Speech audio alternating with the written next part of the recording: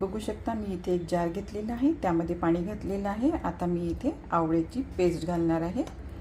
ही आवळ्याची पेस्ट मी जी केलेली आहे ती आवळे मी पहिले वाफवून घेतले आणि नंतर मिक्सरला बारीक असे वाटून घेतले आणि नंतर ही पेस्ट बनवली, ती मी या पाण्यात आता टाकणार आहे। त्यानंतर थोडंसं काळं मीठ, थोडं साधं मीठ, थोडीशी जिरा पावडर, अगदी चिमूटभर ब्लॅक पेपर पावडर, थोडंसं जिंजर, थोडी इलायची पावडर आणि आता 2 ते 3 चमचे पिठी साखर, थोडासा लिंबाचा रस यामध्ये घालूया। आता आपण हे सर्व मिक्स करूया। आपलं सरबत हे रेडी आहे, पण आपण हे फ्रीजला थंड होण्यासाठी ठेवून देऊयात। हा आवळ्याचा गर तुम्ही जर असा बॉटलमध्ये भरून ठेवला आणि फ्रीजमध्ये ठेवला तर वर्षभर तुम्हाला हा आवळ्याचं सरबत बनवण्यासाठी कामात येईल।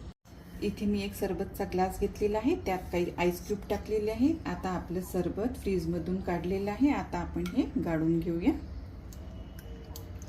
तर आपलं हे आवळ्याचं सरबत रेडी आहे। तर तुम्हाला ही माझी रेसिपी आवडली असेल तर नक्की लाईक करा आणि माझ्या चॅनलला सबस्क्राईब करा।